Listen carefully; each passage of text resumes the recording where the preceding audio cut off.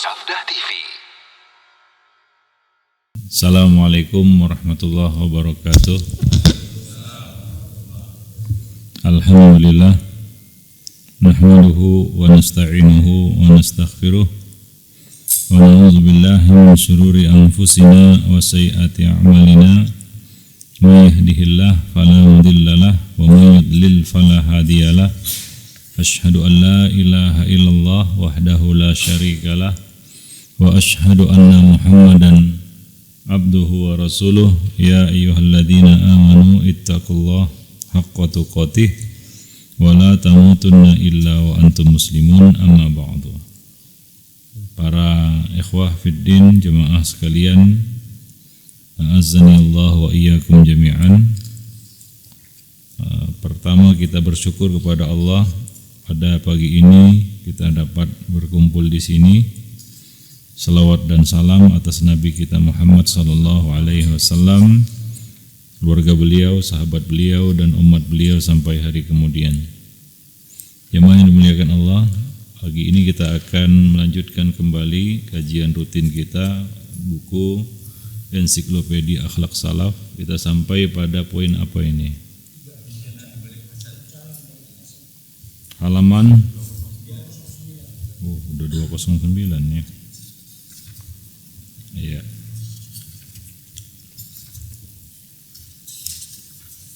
Ya, yang ketiga dari bab hasad ya, yaitu salah satu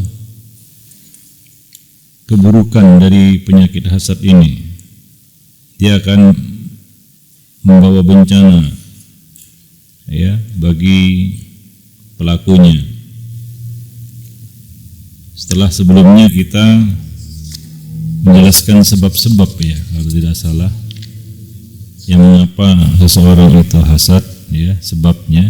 Nah, kita poin ketiga ini adalah ingin menjelaskan ya bencana musibah yang terjadi karena hasad atau kemudaratan yang akan dialami oleh pemilik sifat ini. Ada beberapa poin di sini ya. Yang pertama adalah orang yang hasad akan membenci takdir Allah Subhanahu wa taala. Ya, problem utama penyakit hasad ini adalah dalam mengimani takdir Allah. Itu salah satu rukun iman, untuk bil qadar khairihi wa syarrih, hulwihi wa murrih. Kita harus menerima, mengimani takdir itu Allah yang menetapkannya, menuliskannya, dan menciptakannya. Ya. Maka kewajiban hamba adalah menerimanya. Allah rahasiakan takdir untuk kemaslahatan makhluk-makhluknya, hamba-hambanya. Maka tidak ada yang tahu apa yang terjadi besok. Wala tadri nafsun madza taksibu ghada. Tidak ada yang tahu apa yang akan dikerjakannya besok. Kita enggak tahu. Takdir rahasia. Kewajiban kita menerima. Para jemaah yang dimuliakan Allah. Masalah orang yang hasad adalah dia tidak bisa menerima sesuatu yang buruk. Takdir ada dua, takdir yang baik dan takdir yang buruk. Ini dilihat dari beberapa sudut pandang. Baik buruk itu ukurannya apa? Takdir baik, takdir buruk. Mungkin ada sesuatu yang itu masuk kategori takdir baik, tapi bagi orang yang menerima takdir itu buruk. Ada dua tinjauan di sini. Ya, menurut apa yang Allah kehendaki, Ini perlu ilmu, kita tahu bahwa ini takdir yang baik menurut Allah, ini takdir yang buruk. Yang kedua, dari sudut pandang orang yang menerima takdir. Ya, baik buruk itu berbeda-beda. Sakit misalnya, ada sebagian orang menerima takdir sakit, ini adalah takdir yang baik. Ya, takdir yang baik bagi dia. Tapi bagi yang lainnya ya, mengatakan ini takdir yang buruk ini, saya sakit kan gitu ya, kecelakaan misalnya. Ya kan? Baik atau buruk ini, takdir baik atau takdir buruk ini? Saya tanya dulu.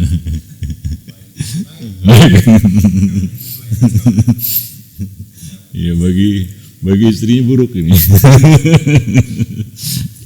Jadi itu kan berbeda-beda menurut sudut pandang orang yang menerima takdir. Menurut kacamata syariat, takdir yang baik adalah sesuatu yang sejalan dengan apa yang Allah kehendaki. Ya, takdir yang buruk adalah sesuatu yang dibenci Allah Subhanahu wa taala. Kalau itu terjadi, itu takdir buruk kita. Misalnya kufur, nifak, maksiat, zaliman, itu takdir buruk. Kalau itu terjadi, kenapa? Itu keburukan. Para jemaah yang dimuliakan Allah. Taib. Nah, kita bicara di sini dari sudut pandang orang yang menerima takdir. Ya, orang yang menerima takdir itu. Takdir yang buruk itu adalah takdir sesuatu yang terjadi yang tidak diinginkan oleh orang yang menerima takdir itu. Inginnya enggak seperti itu, tapi yang terjadi justru seperti itu. Ya, ini namanya takdir buruk yang harus diterima oleh orang itu. Nabi mengatakan dalam Aisyah radhiyallahu anha mengatakan, Nabi apabila mendapatkan sesuatu yang beliau inginkan, ya ini tinjauan takdir berdasarkan orang yang menerima takdir itu. Nabi apabila ya mendapati sesuatu yang sesuai dengan keinginan beliau mengucapkan alhamdulillah alladzi bi ni'matihi tatimmus shalihat. Jika terjadi sesuatu yang tidak diinginkan dan itu terjadi, maka beliau membaca alhamdulillah ala kulli hal. Ini tinjauan takdir menurut apa ini? Menurut orang yang menerima. Kadang-kadang terjadi sesuatu yang enggak kita inginkan lah terhadap diri kita, keluarga kita, anak istri kita, kan begitu. Kita maunya enggak seperti itu, tapi yang terjadi justru ya sesuatu yang tidak kita inginkan. Para jemaah yang dimuliakan. Maka itu takdir buruk yang harus kita terima. Ya, yang wajib kita terima walaupun tidak sesuai dengan apa yang kita inginkan. Jemaah yang dimuliakan Allah. Wallahu a'lam bishawab. Nah, masalah orang yang hasad ini adalah dia tidak bisa menerima takdir yang tidak diinginkannya. Inginnya seperti ini, tapi yang terjadi yang lain. Ya. Nah, apalagi dia melihat orang lain, dia ingin orang yang hasad, dia ingin orang lain tidak mendapatkan nikmat itu. Tapi ternyata Allah memberikan nikmat itu kepada orang tersebut. Maka ini dipandang buruk oleh dirinya. Ya, yang baik itu, misalnya orang dapat nikmat lah, tetangga kita dapat rezeki. Ini judul takdirnya. Judul takdirnya, tetangga beli mobil baru, All New Pajero 2023. Contoh ini contoh. Ya. Nah, bagi tetangga itu ini takdir baik atau takdir buruk ini? Ya baiklah kan begitu ya, dapat rezeki dia kan begitu ya. Nah, tapi tetangga yang hasad, bagi dia dalam pandangannya ini takdir yang buruk ini. Ya, takdir yang buruk. Nah, kalau dia bisa menerima itu, ya mungkin dia bisa hilangkan hasad dalam hatinya. Ya, maka bagaimana dia menyikapinya? Dia ikut gembira, kan begitu ya. Tapi bagi orang yang hasad, ini adalah takdir buruk baginya. Dia enggak menerima itu. Maka muncul hasad. Ya, muncul hasad. Maksudnya apa? Sebenarnya dia ingin itu tidak terjadi. Kita sudah definisikan hasad sebelumnya ya, yaitu engkau merasa tidak suka dengan nikmat yang diterima oleh orang lain. Merasa tidak suka saja itu sudah terhitung hasad. Masalah selanjutnya adalah masalah apakah orang ini bisa meredam hasadnya atau tidak. Ya. Perasaan hasad itu bisa saja muncul. Para jemaah yang dimuliakan. Tapi ya bagaimana orang itu menghandle dorongan hasadnya? Dorongan hasad itu dorongan nafsu, pasti ada. Ya, bukan hanya masalah harta, masalah keluarga misalnya kita lihat ya, istri orang lain lebih solehah daripada istri kita kan begitu ya. Suami orang lain lebih soleh daripada suami kita. Anak orang lain lebih soleh daripada anak kita. Ya, dan lain-lain sebagainya. Itu kadang-kadang menumbuhkan benih hasad. Ya, dalam hati. Ya. Sebenarnya itu baik, tapi kita ingin tidak seperti itu, justru kan tidak baik, kan begitu. Ya. Nah, apabila orang ini atau orang yang diserang oleh virus hasad ini bisa meredamnya, dia selamat. Maka anggap saja virus hasad ini seperti virus influenza. Kadang-kadang menyerang dia, sudah ada, tapi kita bisa mengcounternya, menghandlenya, hingga kita nggak jadi sakit. Kadang-kadang kan sudah bersin-bersin kan gitu ya, sudah gitu. Tapi kita bisa menghandle penyakit itu sehingga dia pergi. Demikian juga hasad. Kadang-kadang hasad itu dorongannya ada. Ya namanya manusia kan begitu ya. Hati juga berbolak-balik, ada hawa nafsu di situ, ada macam-macam lah. Tapi apabila hamba itu berhasil meredam hasad itu, maka dia selamat dari penyakit hasad. Sama seperti influenza tadi, udah batuk-batuk ini menggigil kan gitu ya. Mau tumbang ini, tapi dia lawan, mandi malam-malam pakai air dingin kan, jubar. Wah, artinya dia bisa meredam virus itu. Demikian virus hasad itu menjalari hati seseorang. Karena yang dirusak oleh penyakit hasad ini hati sebenarnya. Ya, medianya mata, telinga kan begitu ya. Nah, masuk dia melalui itu. Tapi kalau bisa kita redam itu, maka kita bisa melumpuhkannya. Maka kita pun selamat dari hasad.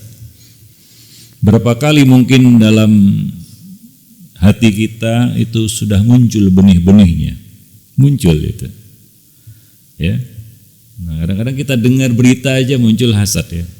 Di media sosial, ya kan. Wah, ini ada terbetik dalam hati, waduh, enggak enak kan begitu ya.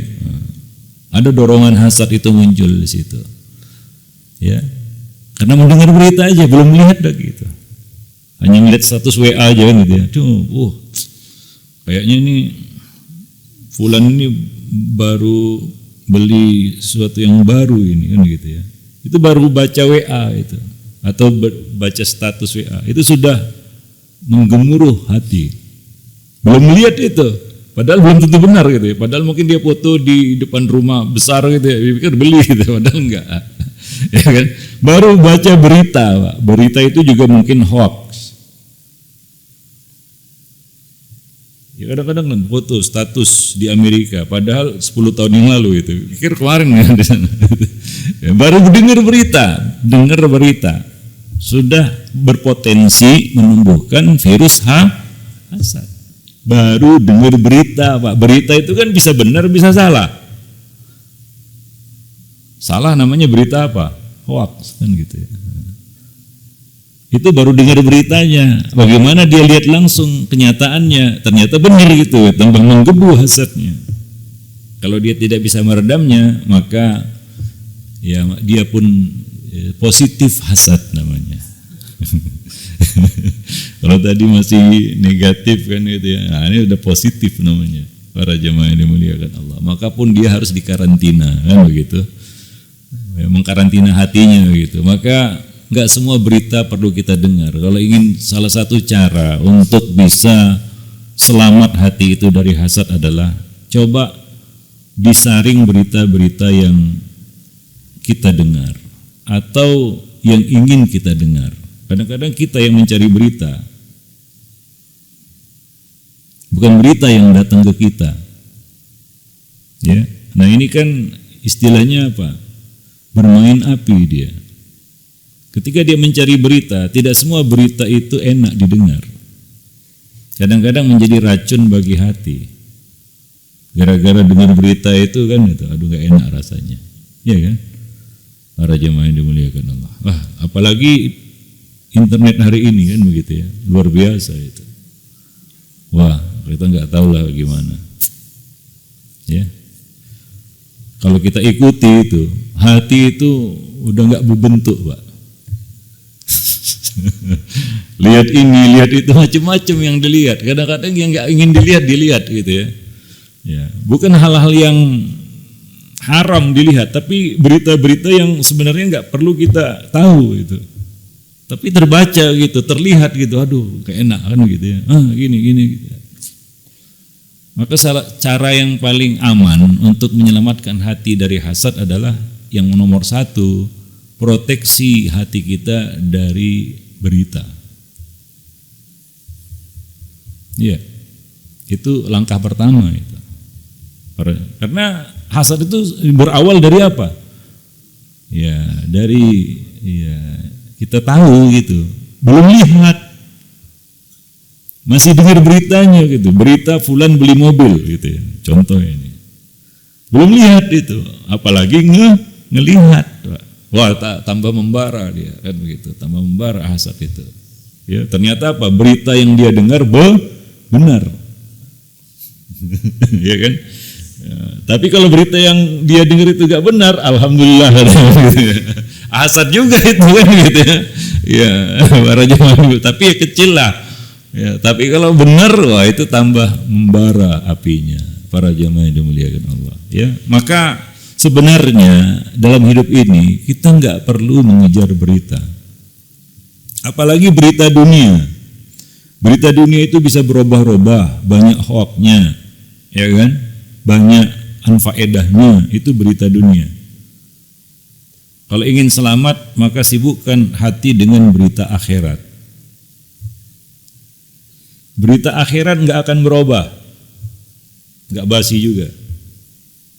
Tapi berita dunia kadang-kadang kita dipermainkan oleh berita dunia. Hari ini kita baca A, besok ternyata B.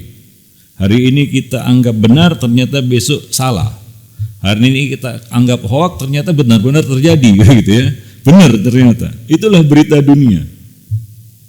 Ya, yang hari ini bertubi-tubi macam hujan lebat menyirami kita melalui apa? Perangkat smartphone kita, ponsel pintar kita. Pintar kali dia ngasih berita. Ya, pintar kali dia. Ada aja berita, Pak ya. Ya, berita produk baru kan gitu ya. Ada kan? Ya. Dibaca, aduh ini kacau hati itu, betul. Iya. Enggak diminta dia datang bagikan hujan lebat ya. Bertubi-tubi datang. Ya, dia pintar memang. Sekarang coba lihat antum menggunakan internet. Apa yang menjadi kebiasaan antum itu yang dihujani. Antum dihujani dengan itu. Antum buka sekali aja, cep. Misalnya searching apa? TV digital. Besok-besoknya berita tentang TV digital terus dicekoki ke kita. Iya, algoritma. Dia lihat kebiasaan kita. Ya makin lama, antum percaya enggak? Kecerdasan buatan itu makin cerdas istilahnya. Ya jangan-jangan dia tahu nanti selera kita apa gitu, disodorinya kita gitu ya. Bucuk dicinta ulam tiba. Maka kenapa manusia lebih konsumtif hari ini? Ya karena itu.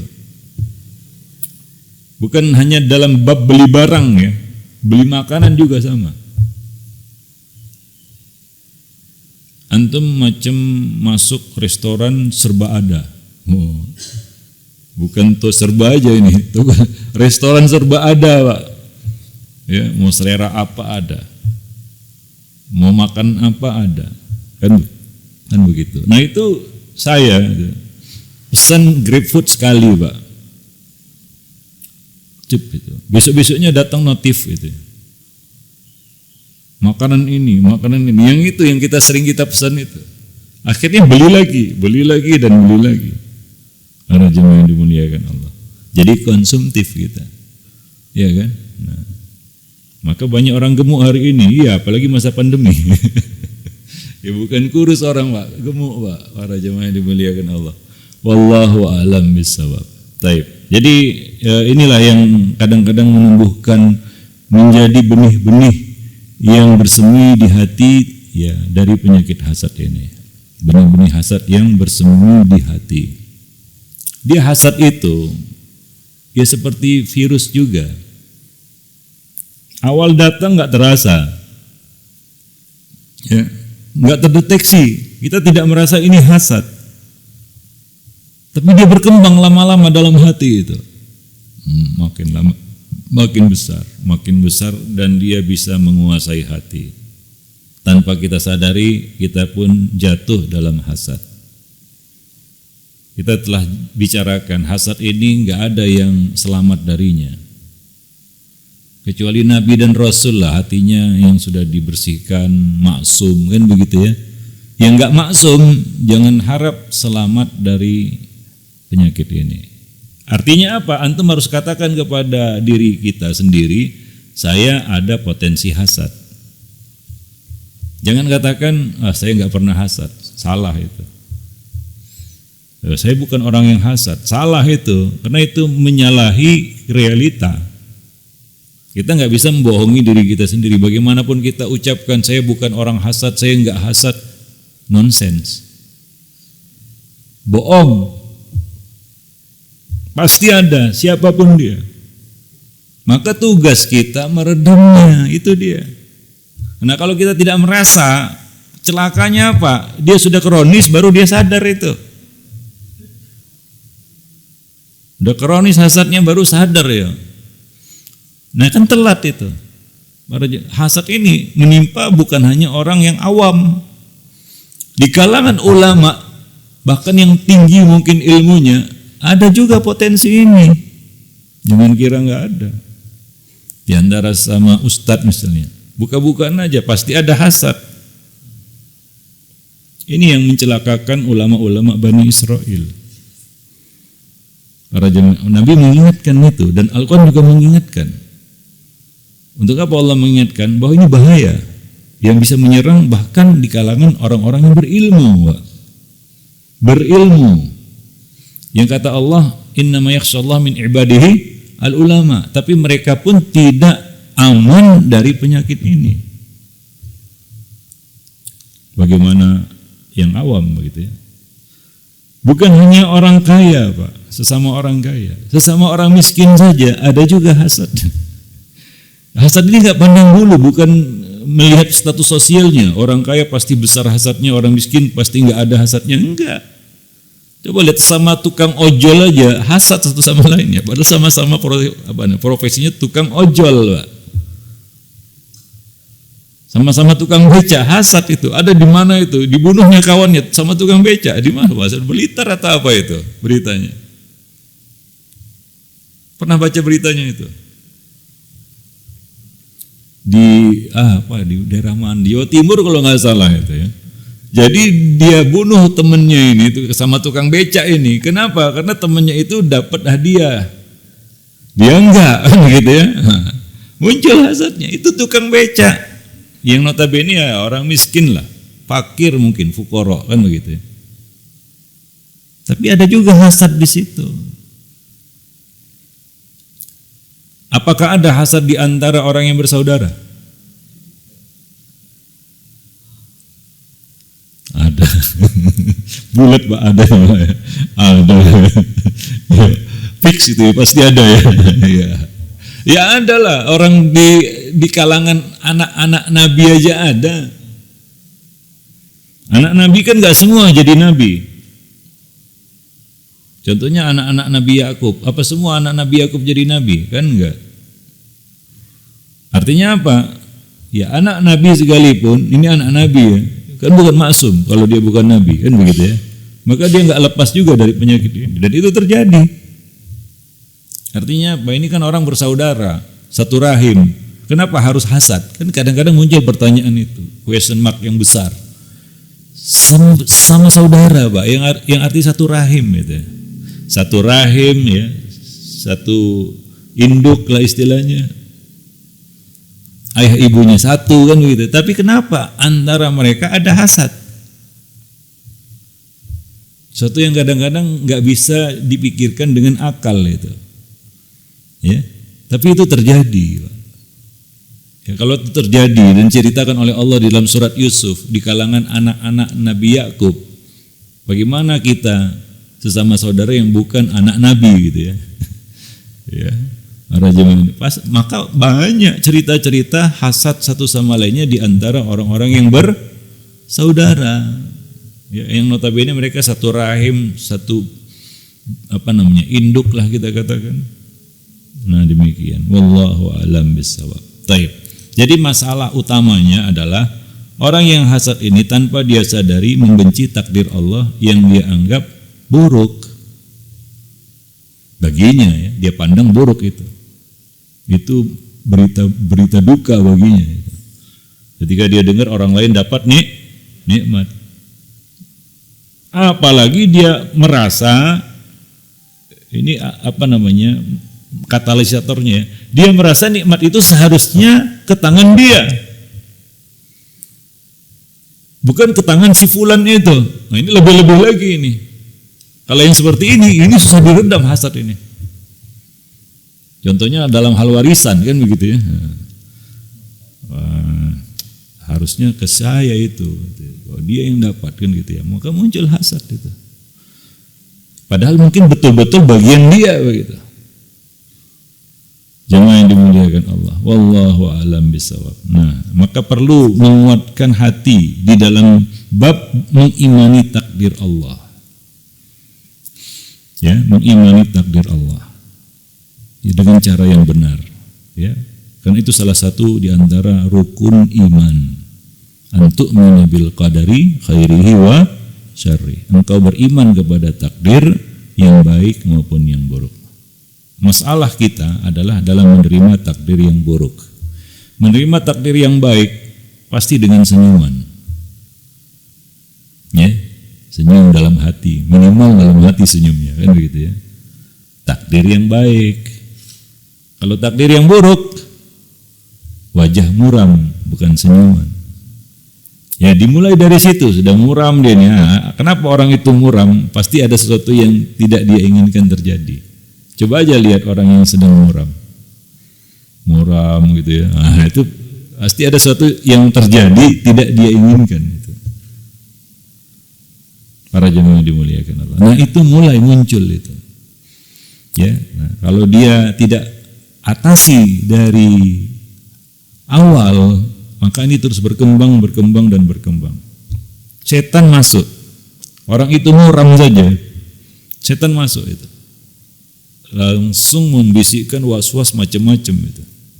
Berkecamuk di dalam kepala ini kan gitu ya. Inilah itulah suuzon dan lain-lain sebagainya. Pikiran kotor kan begitu ya. Halusinasi kan macam-macam. Bayangan-bayangan padahal belum tentu semua itu benar. Ya. Nah, kalau ini diikuti namanya pikiran, Pak. Gimana nggak diikuti pikiran itu kan gitu ya. Mikir terus dia. Wah begini dan lain. Akhirnya tanpa disadari hatinya pun sudah tewas, ya, terkena hasad. Jemaah yang dimuliakan Allah. Wallahu a'lam bishawab. Baik. Yang kedua, hasad ini akan melahap kebaikan apabila hasad itu diperturutkan. Kalau berhasil diredam, aman kebaikan kita. Tapi kalau diikuti bahaya. Kenapa? Karena dia bisa menggerogoti kebaikan-kebaikan kita. Dari sisi apa? Mulailah kita menggibahinya. Mulailah kita membicarakannya. Ya, mulailah kita memfitnahnya. Ini lebih makin lama makin menjadi-jadi gitu. Maka tanpa kita sadari, kebaikan-kebaikan kita pun akan hilang, membahayakan kebaikan-kebaikan kita. Para jemaah yang dimuliakan Allah. Sebagaimana kobaran api melahap kayu bakar yang kering. Karena biasanya orang yang hasad suka melanggar hak-hak orang yang dihasatinya. Contohnya apa? Menyebut-nyebut keburukan-keburukannya, menghasut orang lain supaya membencinya, merendahkan martabatnya, dan semua ini bisa melumat habis berbagai kebaikannya. Itu kalau hasad diikuti. Ya, hasad kita ikuti, itu bisikan hati, dorongan dari hasad itu kita ikuti, maka sedikit demi sedikit, lambat laun dia menggerogoti kebaikan-kebaikan kita. Enggak puas kan kalau misalnya hasad diikuti itu tidak, kita katakan apa ya? Ya, menyerang ataupun ya menyinggung orang yang dihasati. Karena hasad itu kan ada objeknya. Antum hasad kan ada objeknya, ya, ada targetnya begitu. Apa hasad nggak ada targetnya gitu? Oh, saya hasad aja begitu, enggak. Ya, ini ada targetnya. Hasad ini adalah penyakit yang kaitannya dengan hablun minan nas. Bukan seperti riya, itu urusannya antara kita dan hati kita saja gitu ya. Ya, riya misalnya, ada kaitannya dengan orang lain? Nggak ada. Tapi hasad ini ada target hasad namanya. Nah, sesuatu yang ditarget itu kalau nggak kena nggak puas, harus kena, iya kan? Kalau antum menargetkan seorang menjadi objek hasad antum, ini orang saya hasati ini. Itu kalau belum kena, belum puas itu. Seperti antum nembak lah. Nggak kena. Coba lagi lah. Sampai kena, udah kena baru puas. Itu pun kenanya apa? Oh, cuma ujung ekornya, nggak puas. Sampai kena kepalanya gitu ya. Kalau bisa pecah kepalanya, itu dia. Hasad itu seperti itu. Ada yang ditarget. Maka hasad ini kaitannya dengan hablun minan nas. Maka yang perkara yang perlu kita perbaiki untuk menyelamatkan diri dari hasad adalah bangunlah, binalah hablum minan nas dengan baik. Kita bermuamalah, membuka hablum minan nas, motivasinya apa? Motifnya apa? Kalau dunia itu biasanya banyak hasad di situ. Kalau kita membangun relasi dengan orang lain, motifnya hanya sekedar dunia. Saya berteman dengan si fulan hanya karena dunia. Ini potensi hasad besar di situ. Tapi kalau kita membuka relasi, hubungan, hablum minan nas, ya, dengan seseorang karena akhirat, untuk saling nasihat menasihati, insya Allah potensi hasad juga kecil, walaupun ada tapi sangat kecil. Misalnya kita berkenalan, bersahabat dengan seorang, motifnya akhirat, ya karena ingin saling menasihati aja, ya kan? Seperti para sahabat dulu, mereka membuka relasi dengan siapapun, bersahabat itu motivasinya akhirat, karena mereka mengharapkan nasihat dari orang itu. Ya, mereka sama-sama mengharapkan akhirat dari pertemanan itu. Nah, ini selamat, ini lebih selamat, Pak. Ya, kalau motivasinya motifnya dunia, urusan dunia saja, antum membuka hubungan dengan seseorang murni urusan dunia saja. Saya tanya jujur, apa nggak ada hasad di situ? Ini motifnya dunia aja ya. Hanya karena urusan dunia aja kita membuka hubungan dengan seseorang. Besar potensi hasad di situ. Lama-lama itu jadi target hasad kita dia. Kenapa? Karena urusan kita dunia. Dunia itu tahulah bagaimana. Jemaah yang dimuliakan Allah. Ya, nah demikian. Taib. Jadi kalau hasad itu diikuti, maka dia akan bermuara kepada terhapusnya ataupun habisnya kebaikan-kebaikan kita. Ya, wallahu a'lam bissawab. Itu yang kedua. Dia akan melahap kebaikan-kebaikan kita. Karena orang yang kita hasati itu, yang menjadi target hasad kita, pasti akan kita habisi dia. Ditarget terus, ada aja yang disinggung itu. Pertama ya pakai sindiran. Nah, lama-lama terang-terangan gitu. Lama-lama sebut nama udah. Ya, lama-lama serang menyerang di medsos itu. Para jemaah yang dimuliakan Allah, udah dihabisi dia di medsos kan begitu ya. Kenapa? Nah ini dia. Seperti saya katakan, hasad itu ada targetnya. Seperti kita berburu itu ada targetnya. Itu kalau belum kena kakinya aja nggak puas. Kena ekornya apalagi. Meleset, penasaran kan gitu ya. Makin dikejar itu, makin dibidik itu target itu. Wah, kena kepalanya baru puas dia. Gelinjang itu targetnya baru puas dia. Seperti itu hasad itu. Ya lihat aja, coba kita hasad sama seseorang. Kalau belum hancur kali istilahnya, orang itu nggak puas kita. Maunya hancur sehancur-hancurnya kan gitu ya. Ya kan? Ya, baru puas gitu. Itu kalau diikuti hasad itu. Ya jelas itu semua akan melahap kebaikan-kebaikan kita. Baik. Nah demikian.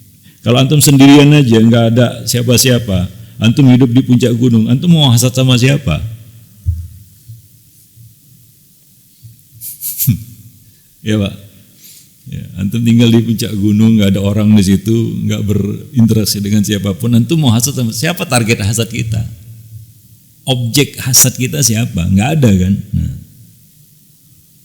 Bukan berarti kita tidak membangun hablum minannas, nggak mungkin juga kan begitu ya? Ya minimal dengan keluarga lah. Masa kita nggak berhubungan sama sekali dengan orang lain? Kita kan punya keluarga. Nah, tadi kita sebutkan hasad di kalangan keluarga ternyata ya lebih besar. Ya, nah ini macam makan buah si malakama. Satu sisi kita harus membuka hubungan relasi dengan manusia, di sisi yang lain itu adalah potensi hasad. Maka caranya apa? Bukalah hubungan dengan siapapun atas dasar akhirat. Kepentingan kita itu, yang kita harapkan dari sahabat kita, dari orang-orang yang kita berkenalan dengan mereka itu meminimalisir potensi hasad. Wallahu a'lam bishawab. Baik. Yang ketiga, bencana hasad adalah menyengsarakan hati. Ya, ini jelas karena hasad ini penyakit hati, maka yang paling sengsara itu sebenarnya hati. Ya, jadi pikiran semalaman suntuk. Ya. Maka itu mengganggu aktivitas hati. Contohnya apa? Dia jadi mudah marah. Susah menahan amarah, karena menahan amarah itu adalah amal hati. Kenapa? Karena hatinya ada hasad.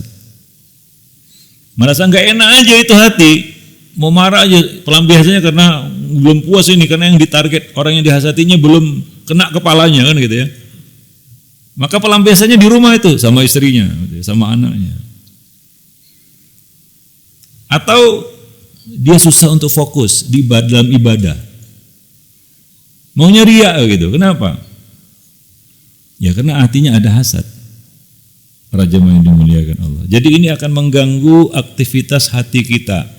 Amal-amal hati akan terganggu dengan penyakit hasad ini jika dia dipelihara, ya, jika diikuti penyakit ini, ya. Makanya kalau kita misalnya kena flu lagi, kita ikuti itu ya, malas gitu ya, akhirnya benar-benar kena itu, besok nggak bisa bangun, ya kan?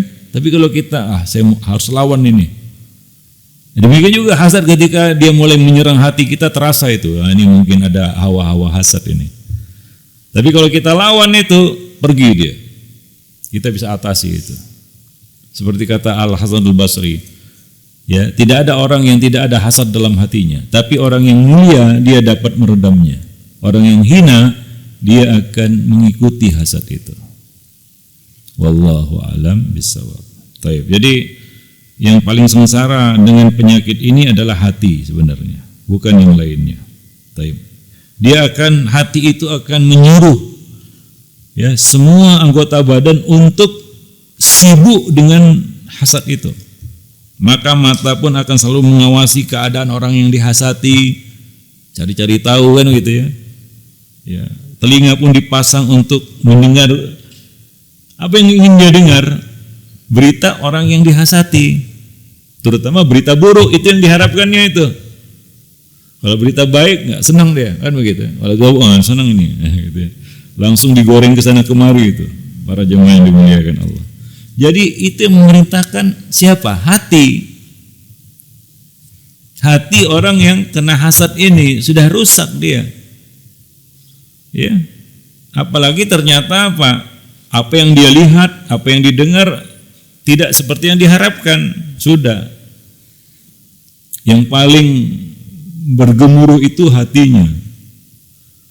Bahkan orang yang disebutkan ya bahwa orang yang kena hasad akut itu sampai menggeletar badannya itu ketika dia dengar orang target hasadnya ternyata dapat nikmat atau tidak seperti yang diharapkan, dia dapat musibah itu. Sementara dia dapat musibah itu, ya kan? Orang yang dihasatinya naik pangkat, sementara dia apa? Dikeluarkan misalnya ataupun diturunkan dia. Wow, ngeleter itu kan begitu ya. Nah, sampai menggeleter itu, pengaruhnya ke badan itu. Orang lain yang dihasatinya dapat nikmat, dia justru apa? Kehilangan nikmat itu. Ya? Menggeleter itu, menahan itu. Ya. Karena dia sudah tidak bisa menghandle hatinya lagi. Ya, menggeleter tahu. Macam orang sawan gitu. Iya, kejadian itu. Sampai seperti itu pengaruhnya terhadap badan gitu ya. Ya, gemeretek giginya, gigil badannya gitu ya, memerah wajahnya. Wallahu a'lam bishawab. Taib. Jadi menyengsarakan hati akan semakin merana ya dengan hasad tersebut. Wallahu a'lam bishawab. Taib. Yang keempat, ini adalah bentuk tasyabuh dengan orang Yahudi. Sifat hasad adalah salah satu tabiat bawaan orang Yahudi. Ya. Allah sebutkan itu di dalam Al-Qur'an bagaimana hasudnya orang-orang Yahudi. Orang Yahudi ini bukan orang yang tidak dikasih nikmat sama Allah.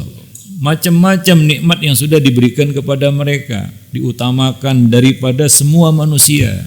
Keutamaan diberikan. Ya, dikasih manna dan salwa. Kepada siapa turun itu? Yahudi. Ada bangsa lain dapat manna salwa? Enggak ada. Tapi begitulah manusia. Antum dapat nikmat, belum tentu antum selamat dari hasad. Kenapa? Karena ada kaedah rumput tetangga terlihat lebih hijau itu. Orang Yahudi kurang apa dikasih nikmat sama Allah? Para nabi banyak dari mereka. Betul enggak? Rasul Nabi yang paling banyak itu dari kalangan Yahudi dibandingkan bangsa-bangsa yang lain. Tapi kenapa mereka harus hasad kepada bangsa Arab yang Allah pilih? Itu masih ada hubungannya juga dengan mereka karena masih ya kita katakan satu rumpun sebenarnya. Tapi bukan dari kalangan Bani Israel, dari Bani Ismail. Kenapa harus hasad? Saudara jauh lah kita katakan. Padahal mereka sudah dikasih nikmat yang luar biasa. Artinya apa? Ini pelajaran dari Al-Quran. Ya, bahwa nikmat-nikmat yang banyak yang Allah berikan kepada kita sekalipun tidak menyelamatkan kita dari hasad. Antum digelontorkan kekayaan luar biasa, belum tentu selamat dari hasad. Belum tentu. Para jemaah yang dimuliakan Allah. Padahal kalau kita lihat, dia kurang apa? Orang Yahudi ini kurang apa? Tapi kenapa melihat nikmat yang Allah berikan kepada orang lain yang itu kecil sedikit dibandingkan mereka, itu terlihat lebih besar? Nah, maka ada tadi pepatah mengatakan apa? Rumput tetangga selalu terlihat lebih hijau daripada rumput sendiri. Ya, nikmat yang Allah berikan kepada orang lain itu terlihat lebih besar daripada nikmat yang Allah berikan kepada kita. Padahal Allah memberikan nikmat kepada kita sudah lebih-lebih. Itu pun tidak menyelamatkan orang itu dari hasad, Pak. Ya, para jemaah yang dimuliakan Allah. Ya, maka jangan merasa aman dari hasad. Ya, orang yang diberi keutamaan ilmu, apakah dia selamat dari hasad? Ternyata tidak. Coba lihat ulama-ulama dari kalangan Bani Israel. Ya, orang Yahudi, ya, hasad di antara apa? Rabi-rabi mereka. Satu sama lain hingga apa? Mereka dikatakan yukhalifunal kitab wa yakhtalifuna fil kitab. Mereka menyelisih kitab suci mereka dan mereka saling berselisih tentang kitab suci mereka. Bagian bainahum, karena hasad di antara mereka. Padahal mereka sudah diberi ilmu. Yang enggak diberikan Allah nikmat itu kepada orang lain. Lalu ternyata ini juga tidak menyelamatkan mereka dari hasad. Ini sudah dikasih orang yang dikasih harta, orang yang dikasih ilmu. Para jemaah yang dimuliakan Allah, ya. Itu juga tidak menyelamatkan ya manusia dari penyakit hasad ini. Wallahu a'lam bishawab. Maka yang keempat, musibah di balik hasad ini adalah dia telah tasyabuh dengan orang-orang Yahudi. Ya, nah demikian. Wallahu a'lam bishawab. Dan kita tahu ya, orang Yahudi ini adalah bangsa Yahudi adalah bangsa yang apa kata Allah? Al-maghdubi alaihim. Orang-orang yang dimurkai Allah Subhanahu wa taala. Ya, dengan segala kelebihan ya, yang Allah berikan kepada mereka. Dan Allah sebut itu banyak kelebihan-kelebihan yang Allah berikan kepada Bani Israel. Wallahu a'lam bishawab. Taib, para jemaah yang dimuliakan Allah, ya. Mungkin sampai di sini dulu ya, jam 7. Udah kering juga. Subhanakallah bihamdika asyhadu an la ilaha illa anta astaghfiruka wa atubu ilaik. Assalamualaikum warahmatullahi wabarakatuh.